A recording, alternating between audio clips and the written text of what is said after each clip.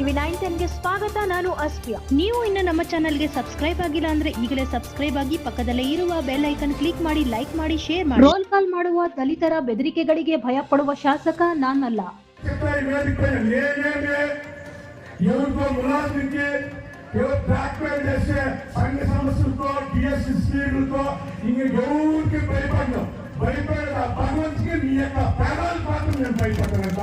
ಸರ್ಕಾರಿ ಕಾರ್ಯಕ್ರಮವೊಂದರಲ್ಲಿ ದಲಿತರ ಬಗ್ಗೆ ಹಗುರವಾಗಿ ಮಾತನಾಡಿರುವ ಶಾಸಕ ಎಸ್.ಎನ್. ಸುಬ್ಬಾರೆಡ್ಡಿ ತಪ್ಪೊಪ್ಪಿಕೊಂಡು ಸಾರ್ವಜನಿಕವಾಗಿ ದಲಿತರಲ್ಲಿ ಕ್ಷಮೆ ಯಾಚಿಸಬೇಕು ಎಂದು ಬಾಗೇಪಲ್ಲಿ ತಾಲೂಕಿನ ದಲಿತ ಸಂಘಟನೆಗಳ ಒಕ್ಕೂಟ ಒತ್ತಾಯಿಸಿದೆ.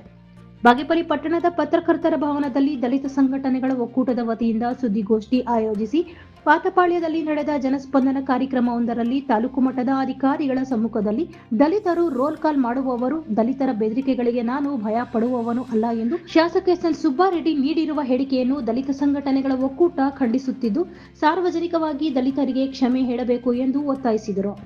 ದಲಿತರ ಮುಖಂಡ ಚಿನ್ನಪೂಜಪ್ಪ ಮಾತನಾಡಿ, ಬಾಗೇಪಲ್ಲಿ ಕ್ಷೇತ್ರದ ದಲಿತರ 80% ಮತಗಳನ್ನು ಪಡೆದಿರುವ ಸುಬ್ಬಾರೆಡ್ಡಿ 3ನೇ ಅವಧಿಗೆ ಶಾಸಕರಾಗಿದ್ದಾರೆ.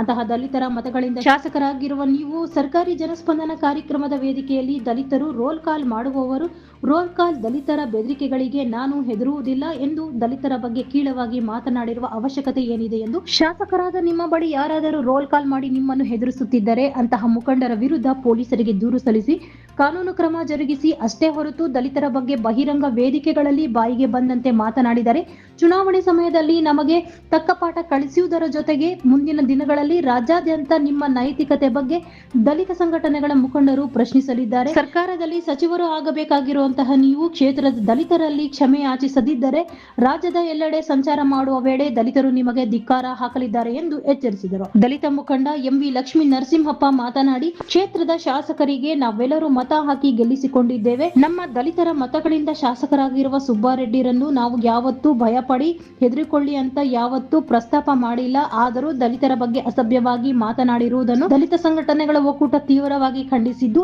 ಶಾಸಕರು ಈ ಕೂಡಲೇ ಕ್ಷಮೆ ಯಾಚಿಸಬೇಕಾಗಿದೆ ಎಂದರು. ಈ ಸಂದರ್ಭದಲ್ಲಿ ದಲಿತ ಮುಖಂಡರಾದ ಗುಳೂರು ಲಕ್ಷ್ಮೀನಾರಾಯಣ, ಜಯಂತ್ ನಾಗಪ್ಪ, ಎನ್ ನಾರಾಯಣಸ್ವಾಮಿ, ಸಾಯಿ, ಡಿ ಈಶ್ವರಪ್ಪ, ಗಂಗುಲಮ್ಮ, ರಾಜಪ್ಪ, ವೆಂಕಟೇಶ್, ಈಶ್ವರ್, ರಮಾದೇವಿ, ಆಂಜಿನಪ್ಪ, ಹೊಸಹುಡ್ಯ, ಕೃಷ್ಣಪ್ಪ ಮತ್ತಿತರರು ಇದ್ದರು. Bureau report Ranagopala Reddy, Bagepalli.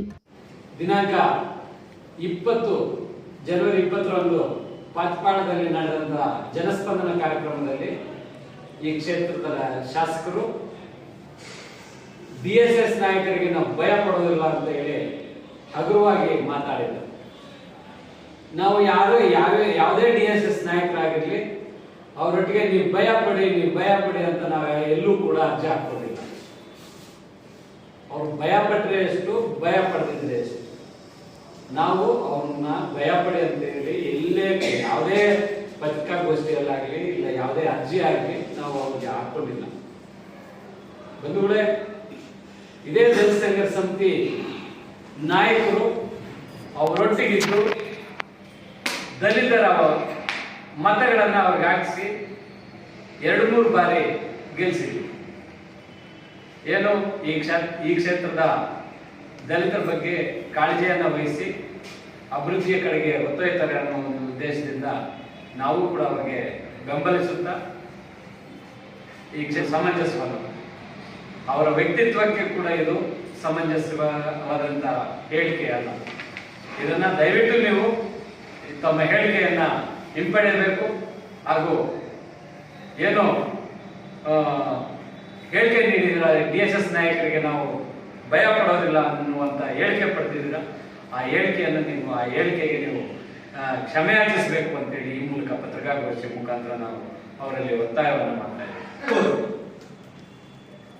ಯಾರಾದ್ರೂ ನಿಮ್ಮ ಜೀತಗಾರರಿದ್ದಾರೆ ನಿಮ್ಮ ಮನೆಯಲ್ಲಿ, ನಿಮ್ಮ ಹತ್ರ ಯಾರಾದ್ರೂ ಒಂದು ಬೇಡ್ಕೊಂಡವರ ನಮ್ ದುಡ್ಡು ಕೊಡಿ, ಕಾಸು ಕೊಡಿ ಅಂತ ಕಷ್ಟಪಟ್ಟಿದ್ದೀರಿ. ಬೋರ್ವೆಲ್ ಗಂಗಾ ಕಲ್ಯಾಣ ಯೋಜನೆ ಬೋರ್ವೆಲ್ ಬರ್ತವೆ, ನಮಗ್ ಕೊಡ್ತೀರಿ, ಯಾರು ಕೊಡ್ತೀರಿ ಸಭೆ? ಎಲ್ಲರಿಗೂ ಜಾತಿ ನಿಮ್ಮಗಳಿದಾವೆ, SC-ಗಿದಾವೆ, ST-ಗಿದಾವೆ, ಪರಿಶಿಷ್ಟ ಜಾತಿಗಿದಾವೆ, ಅಲ್ಪಸಂಖ್ಯಾತರಿದೆ, ದೇವರಾಜ ಭವನ ಇದೆ, ಒಕ್ಕಲಿಗರ ಭವನ ಇದೆ, ಲಿಂಗಾಯತರ ಭವನ ಇದೆ, ಅಂಬಿಕರ ಚೌಡಯ್ಯ ಭವನ ಇದೆ. ಅವ್ರವ್ರ ಪಾಲು ಕೊಡ್ಬೇಕಲ್ಲ, ಕೊಡಿ ಸ್ವಾಮಿ, ಬೇಡ ಅನ್ನಲ್ಲ. ನೀವು ಈ ತರ ಎತ್ತುಕಟ್ಟಿ ದಲಿತರನ್ನೇ ಎತ್ತುಕಟ್ಟಿ ರಾಜಕೀಯ ಮಾಡಿದ್ರೆ ಇವತ್ತು ನಾಳೆ ದಿವಸ ನಾನು ಹೇಳಿದ್ನಲ್ಲ, ಮುಂಬರುವ ಮಾರ್ಚ್ ಏಪ್ರಿಲ್ ನಲ್ಲಿ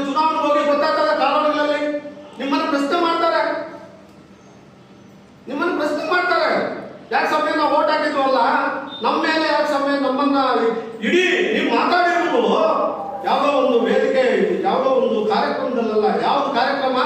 ಸರ್ಕಾರಿ ಜನಸ್ಪಂದನ ಕಾರ್ಯಕ್ರಮದಲ್ಲಿ ನಾವು ಮಾತಾಡಿರುವುದು. ಅಲ್ಲಿ ಎಷ್ಟು ಜನ ತಾಲೂಕು ಆಫೀಸರ್ಸ್ ಇದ್ದಾರೆ? ಆಫೀಸರ್ಸ್ ಹಿಂಗ್ ಹೊಡಿತಾರೆ ಚಪ್ಪಾಲೆ.